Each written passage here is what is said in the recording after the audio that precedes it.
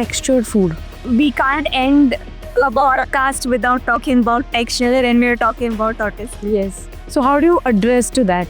I would say texture is a game where everything matters.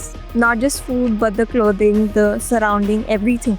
I used to keep a note what textures Jatin doesn't like. So mushrooms, he used to feel very bad, but he used to just vomit it out. Earlier, he never used to eat non-veg because even again, it's because of the texture and all. When he was a kid, he had allergy of wearing new clothes. New clothes, even after washing it 5 times, he used to get the rashes.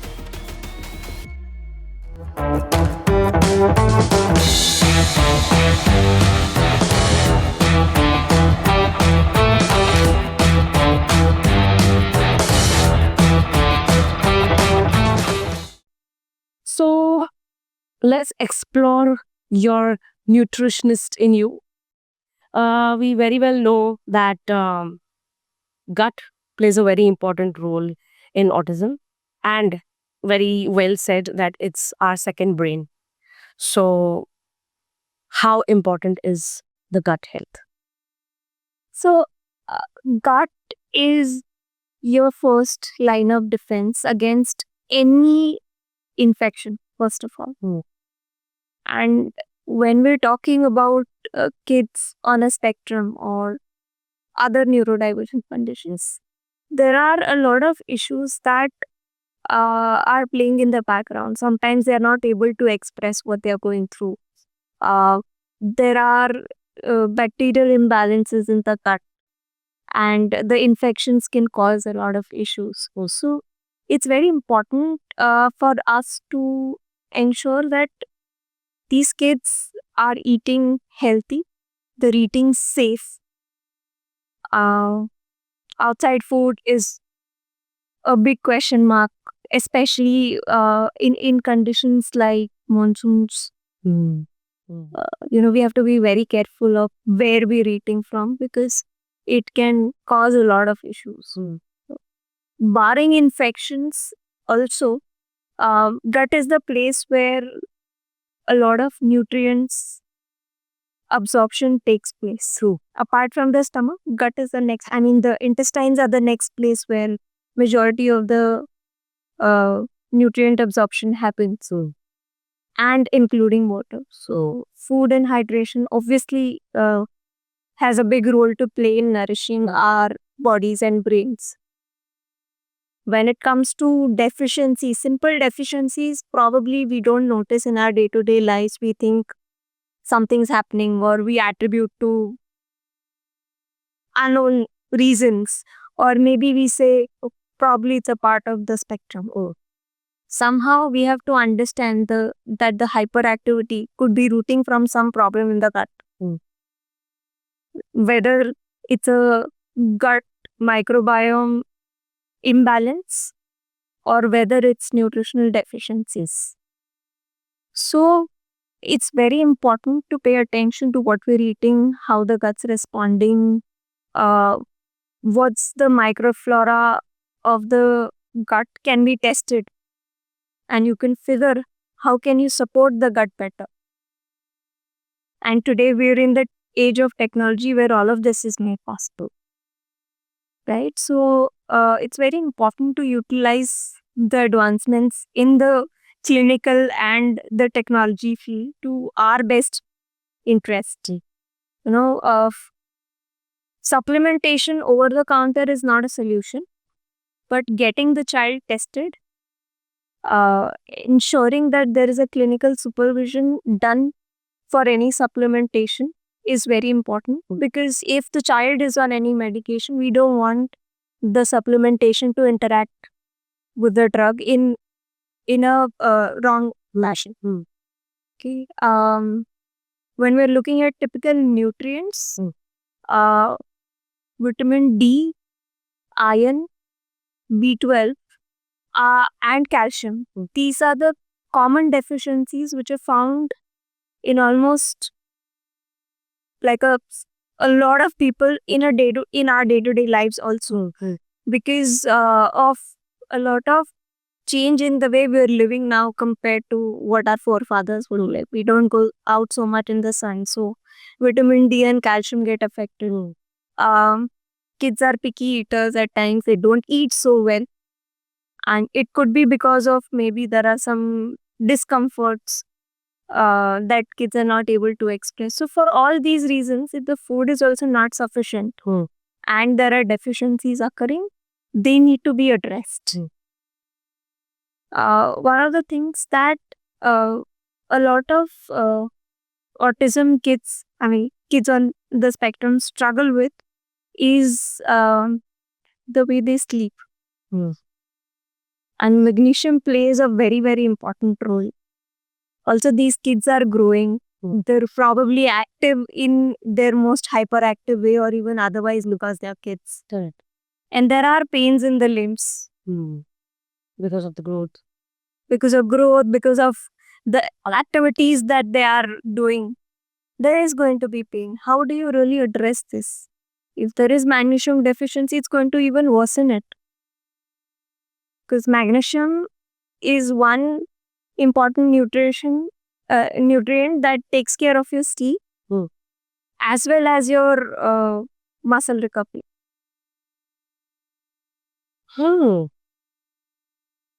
Intolerances is such an important topic that we've probably not even touched through our conversation, but it's one of the things. Allergies and intolerance is also deep rooted into the gut.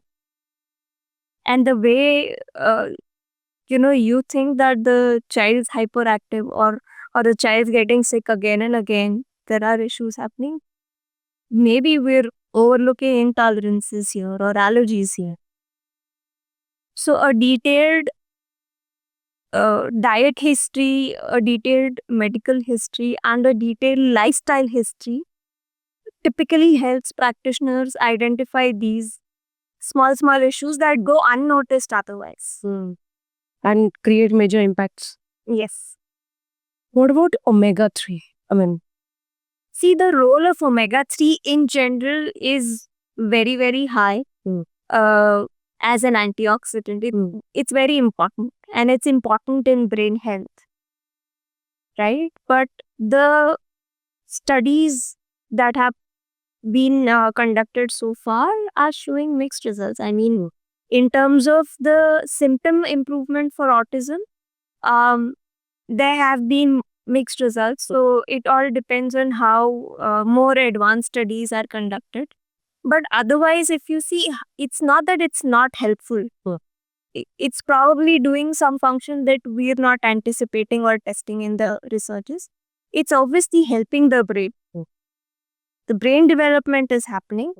The antioxidant effect is happening, but probably the change in the symptoms is what has been measured. Maybe that's not measured so. So it doesn't devalue the importance of omega-3 in our daily lives.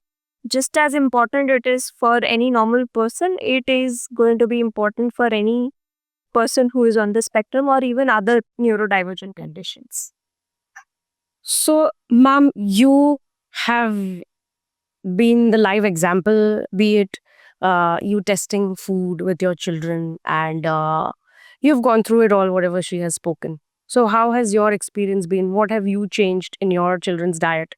How has it been for you? So talking about Jatin first, as I said, he was detected with celiac disease, and then I would say 20 years back, I was not much aware about things and those allergy tests, and also I kept on trying at home with what I used to do is I used to try out one grain one day. And I used to see the results on him. So, for example, wheat. So, we get grounded wheat. So, we make lapshi. So, morning breakfast used to start with that. Then, roti, paratha. So, one day wheat. Then sometimes I used to make of suji. But nowadays, earlier, when we were small, it was said that suji is made of wheat. The byproduct. Yeah, but now, as I've learned and understood, so many a times suji nowadays is a mixture of maize, makkah, and wheat. So then again, so one day everything of suji. So this way, I used to see what effect is hyperactiveness, his anxiety. Then I used to mark his how many times he used to go to loo and his farting. Oh. Yes, very important. So I used to mark all these four things each day, one grain, and it there I got to know that when he stopped, the wheat had a very bad effect. Second was chala dal gram. So that also affected a lot on him. Suji didn't affect much. So suji was okay, rice was okay for him. Even tuar dal was okay. So when I used to make dal for dal rice, so I used to use then half portion of tuar dal and half portion of moong dal. So this way I tried giving him a diet, and then he was not eating wheat and some restrictions were there. So from that time till date, I have made a habit for him that the children eat almost the same portion of vegetables, whatever they eat, each and every vegetable. May that be bitter gourd also. Yes. So they like it, both the children like it. So that the portion of vegetable was equal to the rice they eat. So since then they have this habit. And talking about my daughter, I recently got to know that she has issues with milk, especially milk. But milk products, she can to some extent. She can adjust with it. But pure milk, if she takes, her migraine attacks trigger. Okay. So What ma'am mentioned about the fats. Fats basically are a very important indicator of gut microbiome imbalance. okay. Yes. So observing the farts, the smelly, the noises, the frequency, all of that. I mean, it sounds very funny. No, but it's not funny at all. I mean, these are the things which will give away what is the actual issue. So through that, finding out the indications what exactly is going on inside. So if you could just tell us, like, if it's smelly or if it's too frequent, or what is the marker? So let's say, example, somebody is intolerant to lactose. After consumption of a milk product, especially milk, these people will start farting with a very, very stinky smell. Pungent smell, huh? Very pungent. Okay. It's a discomfort for them even before and after fart. I mean, after farting, obviously because of the smell, but even before in the gut, the discomfort. And then there are people who are probably intolerant to celiac, like what ma'am mentioned in case of Jatin. So whenever you eat a food which is not tolerant to your gut, in that case also this might occur. Okay. Obviously the movement of your gut increases and thereby the motions will increase. But even before that, the fart will give it away. Even one more thing I would like to mention is like your gut, Mr. Gut, effects on your moods. And children, many autistic children have mood swings. Even Jatin has that. So since he was 7, we work very much. We take care of his gut a lot. And now when he's staying independent, he's used to with all the rules, so he follows that. Some or the other time he has some temptation of having paratha and all. So he's made a habit. He takes trifara after having that to clean up his system. So, I mean, have you switched to other grains like jowar or bajra? So again, jawar, we have tried with jawar. So with jawar, he's not able to intake jawar. He has loose motions again. So and it is like our staple food, no? So we hardly eat jawar bajra. Most of rice taste. Our staple food is more of rice. So our roti is also made of rice. Ah, Bhakri. the bakri. This is great information. In fact, not just food. The way kids breathe will also tell you a lot. Recently I was studying more of mouth breathing and how that adds on to the issues that kids on spectrums already have. And it did highlight that when there is mouth breathing, kids show hyperactivity kind of symptoms. Also, the fact that the kid is mouth breathing is a gateway for a lot of infections in the throat. The adenoids are enlarged. This typically restricts the amount of oxygen to the brain and the body when the child is sleeping. Now, what that causes is a stress response. Because if your body detects less oxygen, it triggers a stress response, it will increase cortisol, and it in turn will trigger a cascading effect on the way kids' mood changes, on the way kids react to small triggers in terms of their behavior. So it's a whole new gamut of things that you will discover. And simple things as oromyofacial therapy will be able to fix this. So basically, how you have physiotherapy exercises to address a pain or anything in your joints or whatever. This rehab of oromyofacial therapy basically helps kids to discover the right posture of their lips, their tongue, and in turn helps them breathe through their nose even while they're sleeping.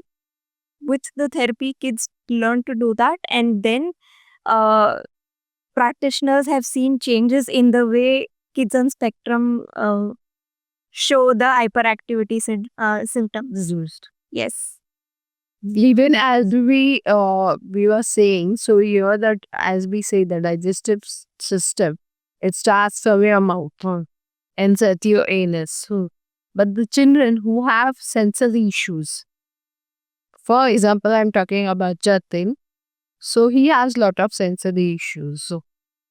So and this age also, many a times I have to remind him to blush. Because he is not able to, or he gets vomiting sensation when he puts the brush inside.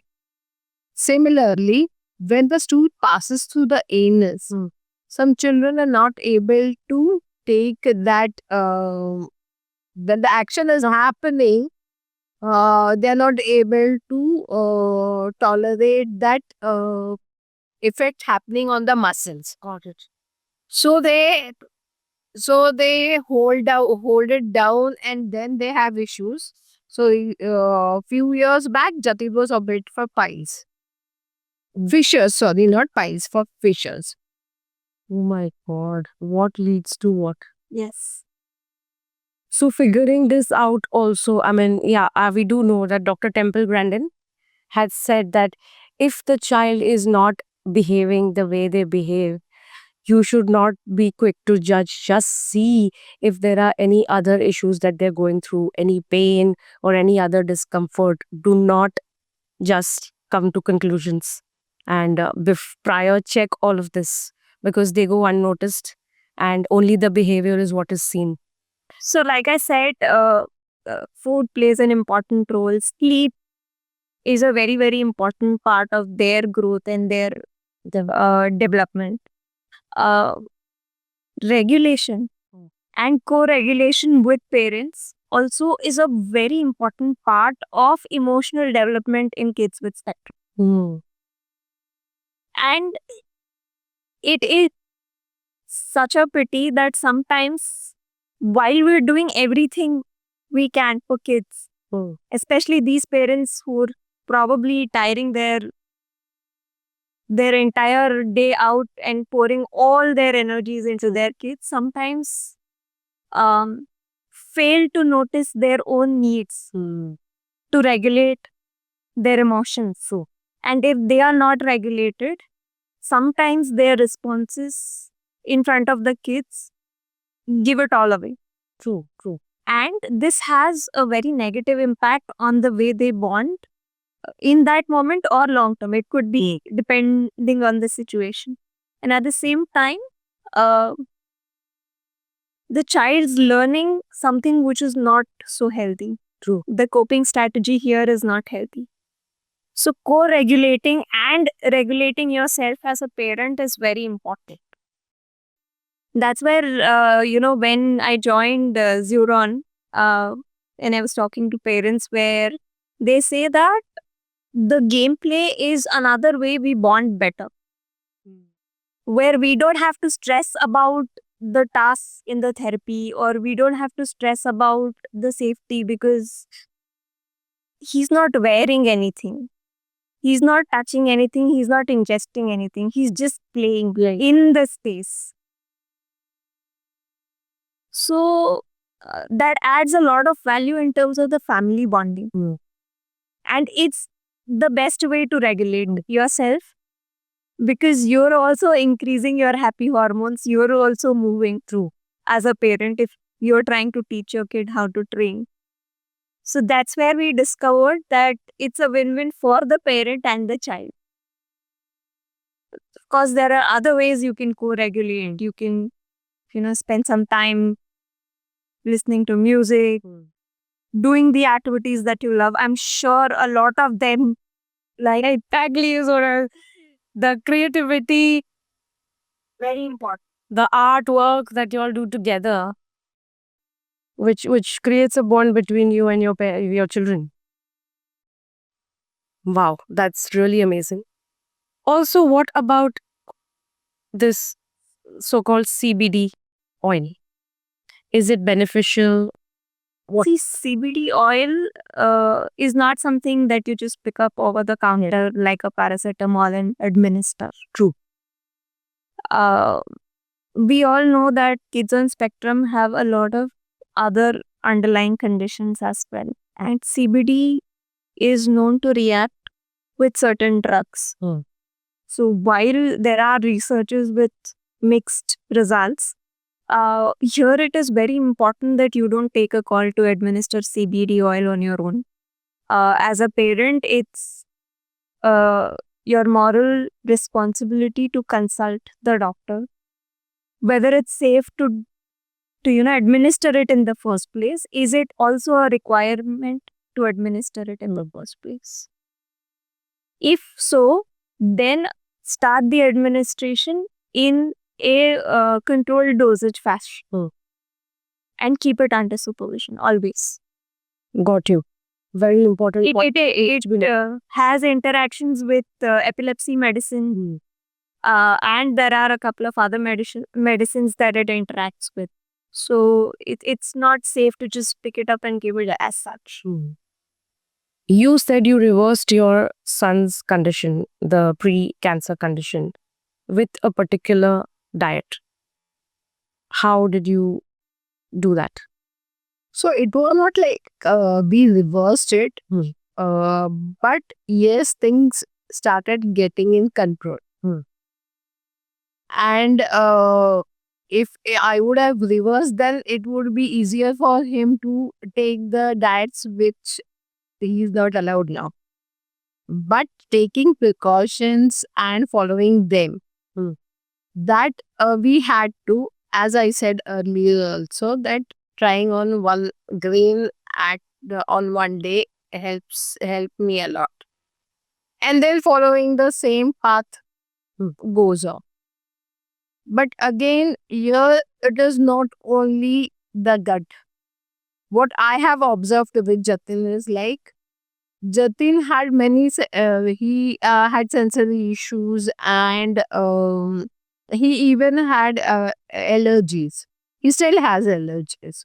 He's allergic to sulfur and many other certain things. When he was a kid, he had allergy of wearing new clothes. And when the kids were small, just doing window shopping, once I discovered one store in Fashion Street where the unclaimed bags in the customs, they used to sell those clothes. So I used to buy clothes from there.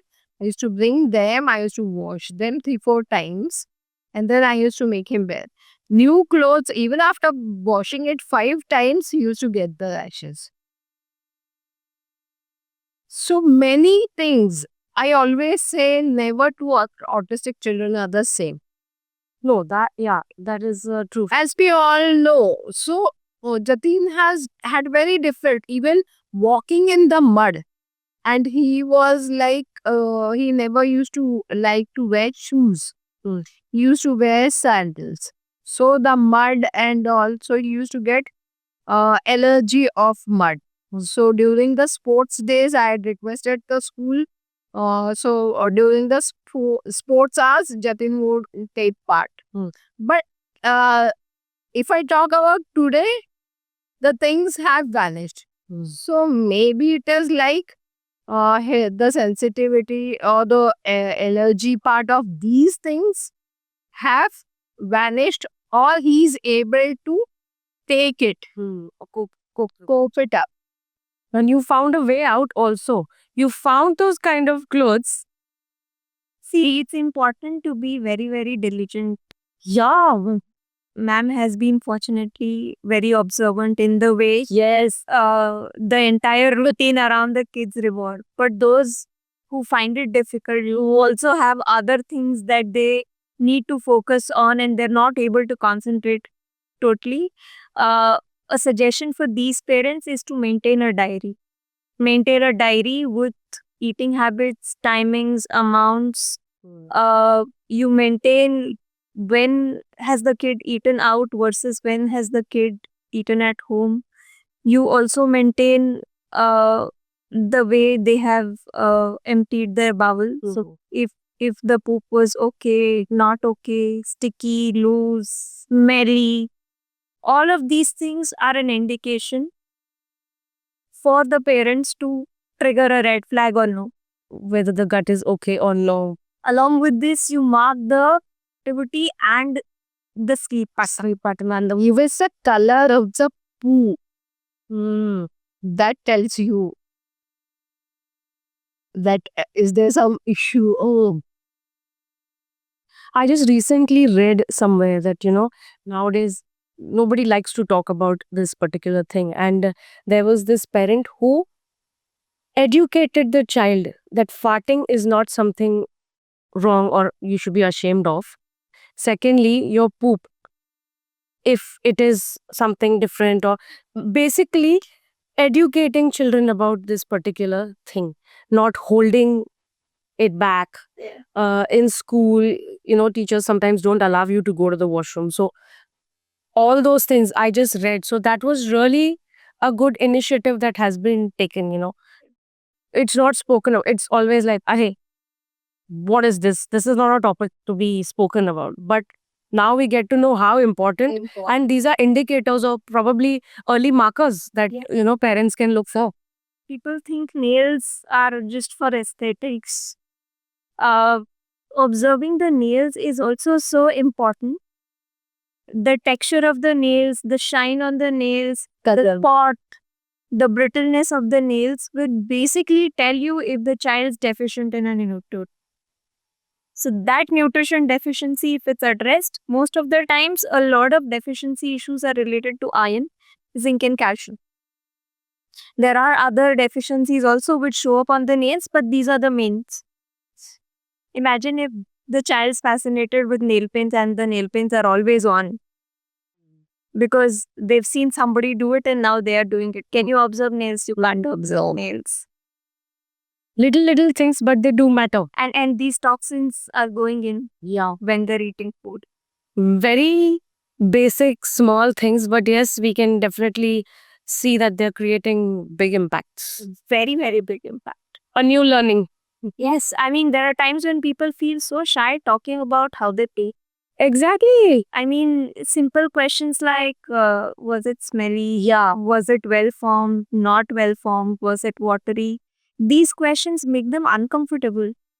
Well, why should it become an uncomfortable conversation in the first place? You should address that feeling first. So when Jatin's case happened, no, so I have educated both the children that time. So it's very helpful. Now Jatin is there in the hostel, but then when he sees something different, he tells me on call that such a thing has happened. So do I want to go to the doctor, or is this will this get settled? So observant. So it is like we have to prepare children to help themselves. And asking for help and taking a call is very important. And being vigilant. Being vigilant is the first step. Yeah. First the parent, and then the parent teaching the child. Yes. Wow. This is gold. So tell me, what are the typical foods that parents really need to watch out for? So, I'll tell you an incident that happened with my son. So, he attended this workshop called Food and Beverage Inspector. In this workshop, the kids were taught to read labels and to identify whether this food is safe for their consumption or no. Where is this workshop happening? Kindly pass on the details to me. True. Basically, the brand conducts these workshops and they put it out on social media. So the Whole Truth Foods, you will be able to figure that out. But the kind of transformation, it's very natural for me to say, don't eat this, don't eat that. But it's a transformation for me to see my child saying that and not something that I have taught him. Through his experience of the workshop, now he responds to people asking about food in a way that, did you read the label? Did you read if there were chemicals inside? Were you familiar with those chemicals? Are these jargons to you or are these foods to you? What are the first two ingredients of the food? If these first two ingredients are sugar or fat, then it might not be safe for you. If it's maida, it might not be safe for you. So it's very important for us as parents to know when and which food to introduce, even if it's a packaged food. And in general, never do the introductions without reading the labels. Because the more the chemicals, more the after effects which are not so desirable. I would say more it is not food. Yeah, then it's a chemical. Yeah. It's like some chemical in disguise. Yeah. Parents complain, no, मेरा बच्चा सिर्फ मैगडी जाता है. My son only likes Maggi foods. Who introduced that child to Maggi? He didn't go on his own. So true. So this has to be looked up. It's very important as parents to be aware of what we're introducing to your child in terms of the packaged and the processed food. Not all the packaged foods are processed. Whichever are processed, they are the most harmful. And that doesn't mean that there are no processed foods in freshly made food. So when we're talking about maida, or when we're talking about desserts that are made at home, they're also processed. But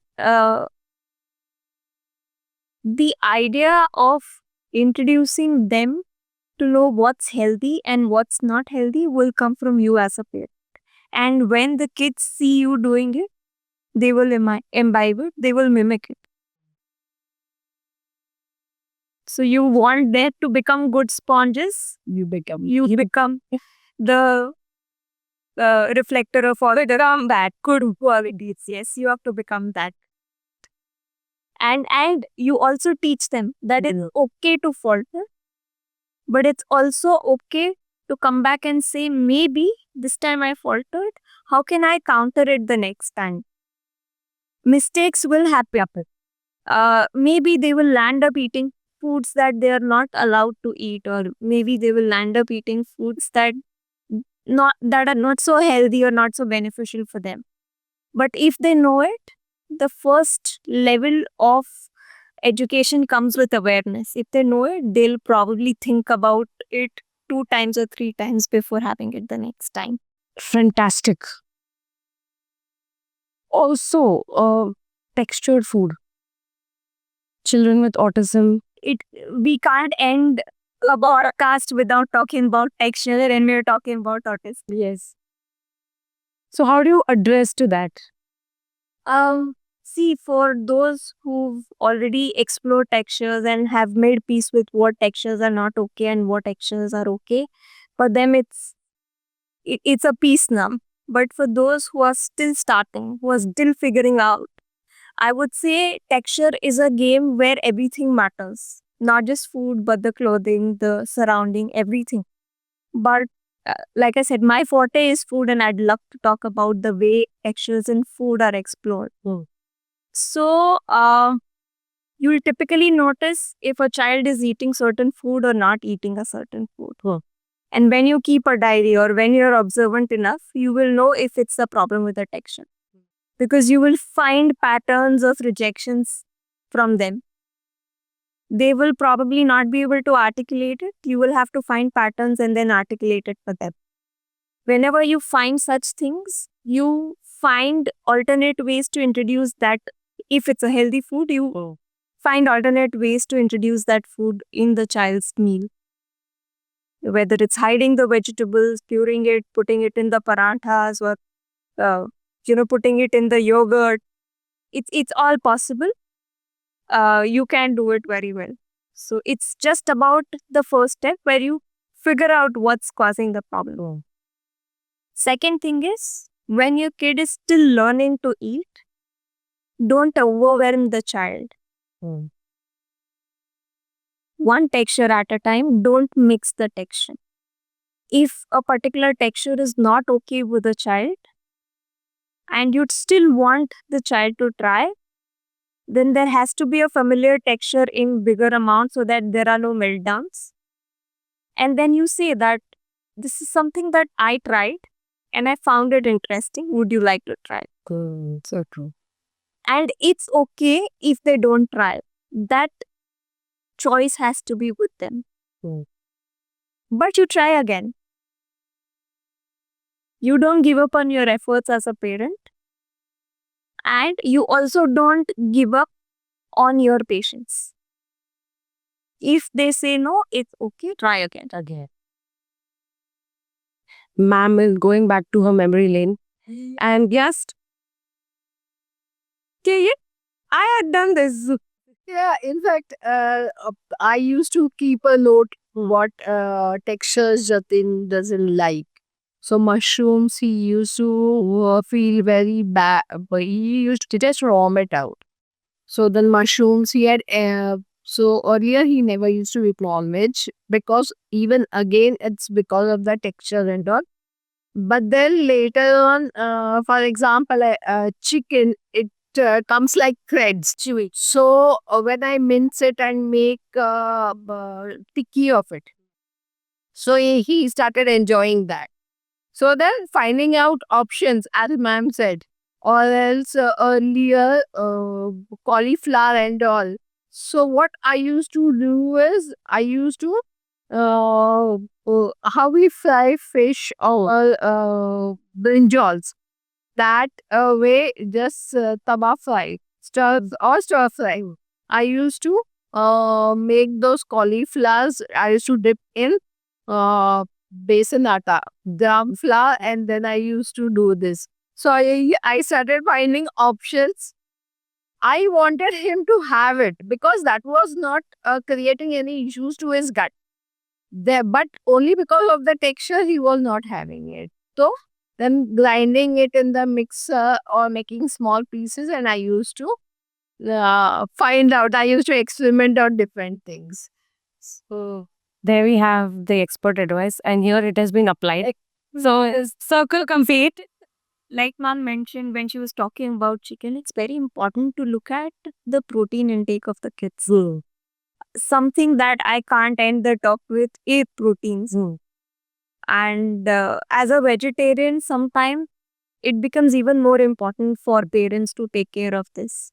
Given the fact that there could also be issues with milk tolerance or no milk tolerance, knowing how much is the protein intake of the child, monitoring that, and trying to make sure that the child is getting enough protein is a very essential part of child's growth plan.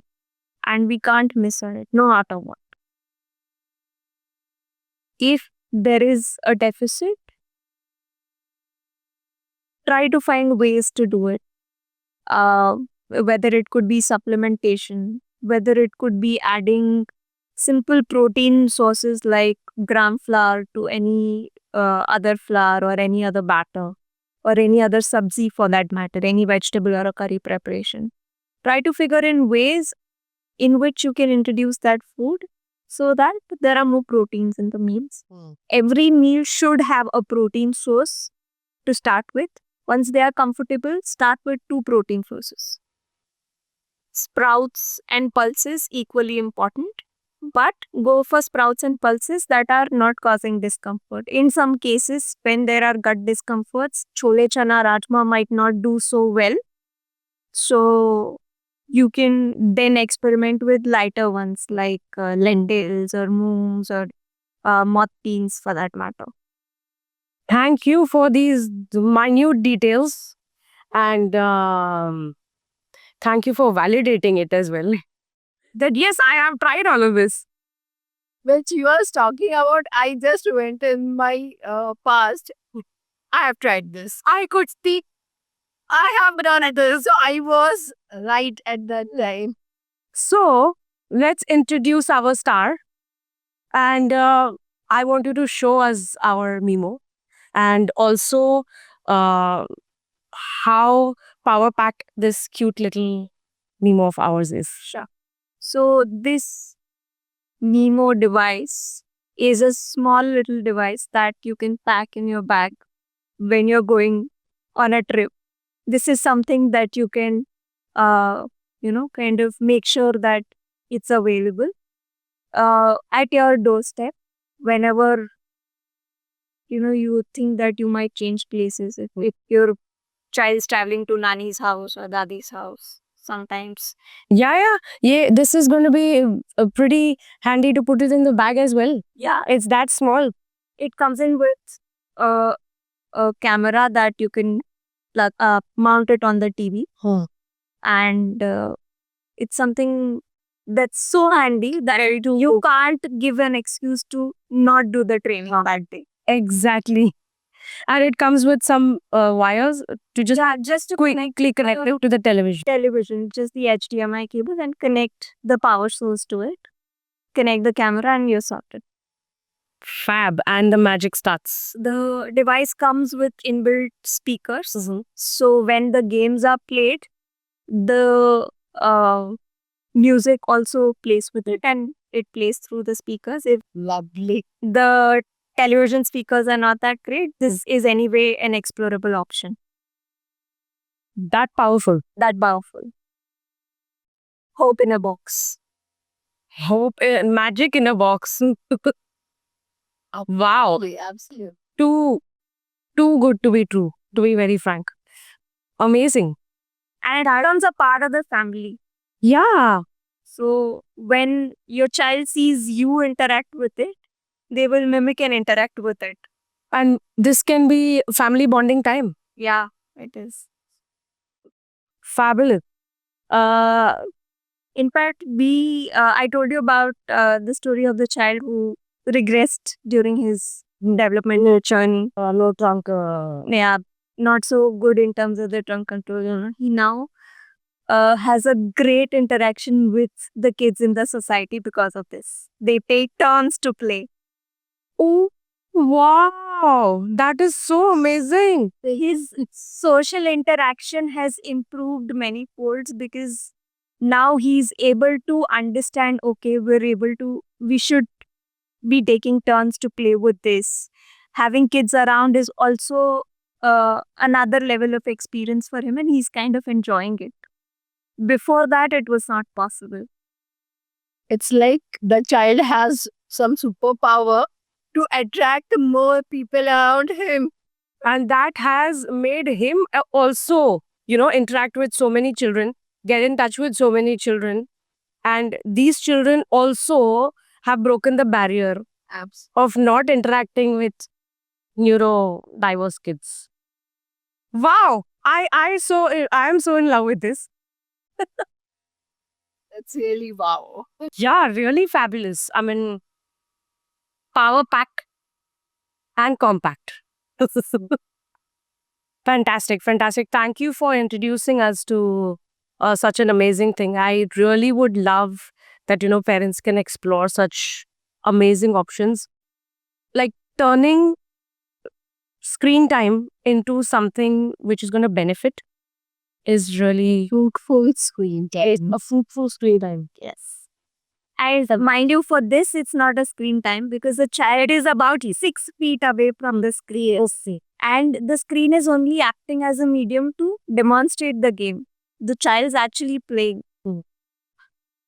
So Yeah, it's a different thing. While I am giving the fact that this is not a replacement for outdoor activities, it's important to explore the indoor time in a beneficial way.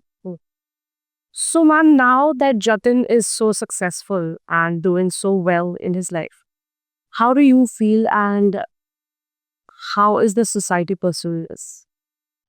So for it was a surprising thing for me that parents in the society, in the spectrum, the parent of some children with on spectrum.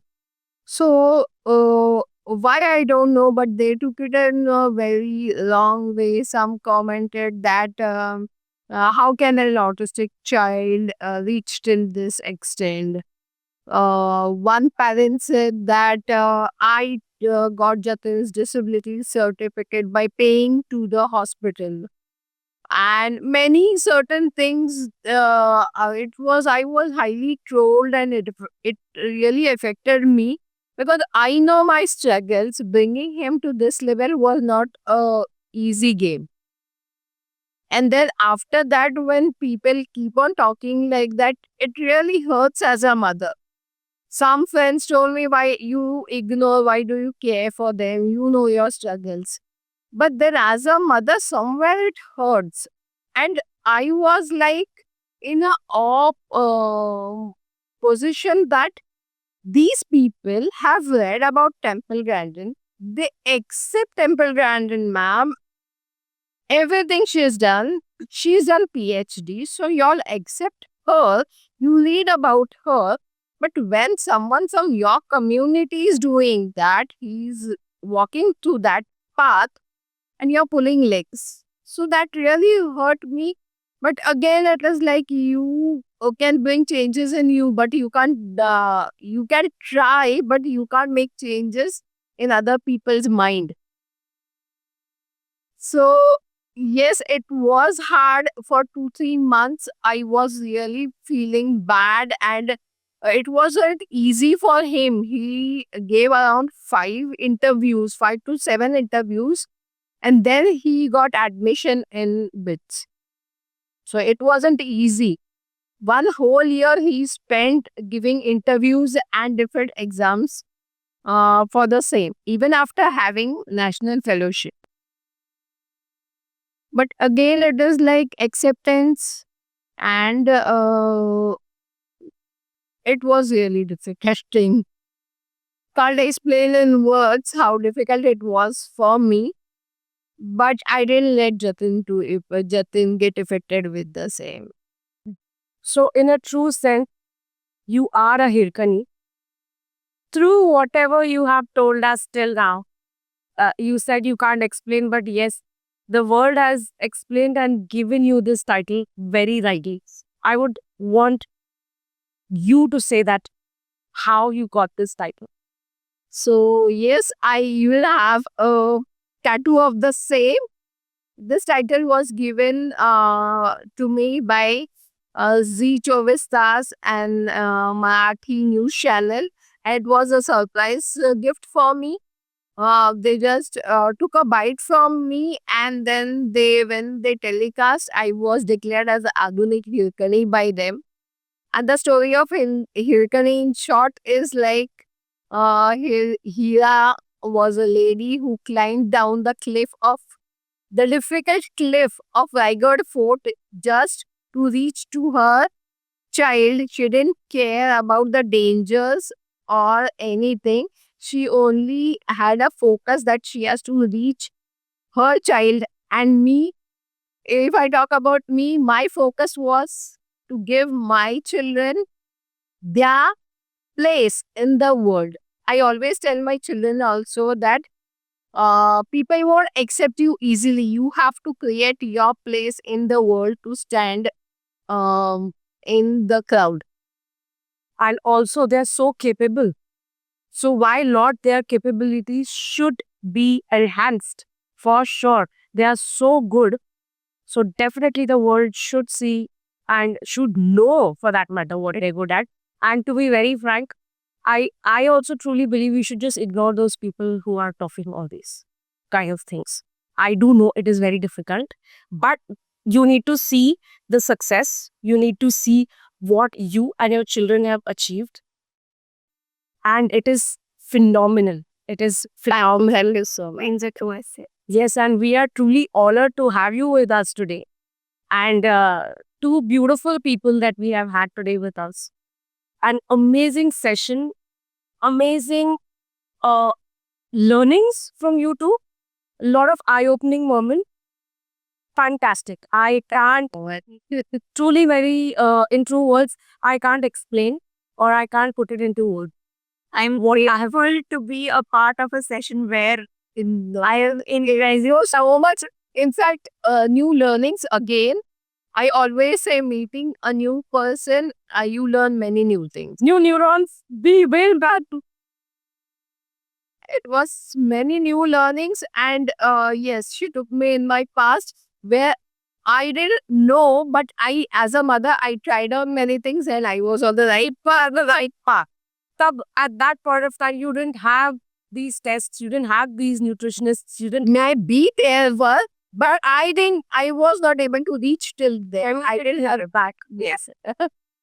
I really don't know what was available and what was not, because even we were not aware, to be very frank. So to end, which I don't want to, but so to end, one message from you, ma'am, and one message from you for our audience. So to the audience, I always say, stay positive and things will happen. Fantastic. And ma'am has stuck to it and told the world that yes, it will happen. I have not one but two messages. One, be the example for the child, because children will always mimic you, whether it's healthy eating, healthy regulation, healthy sleeping habits, healthy exercise habits, movement habits. This is the chance for you to make the difference in your life as well as their life. So be the light radiator for them, be the actual lighthouse for them. And the second message is trust your instincts. Whenever you observe that something is amiss, bring it to the notice of the right people. That will make all the difference before anything wrong happens. Early intervention is the best prevention. Perfectly sealed. Thank you so much, both of you. Thank you. Thank you.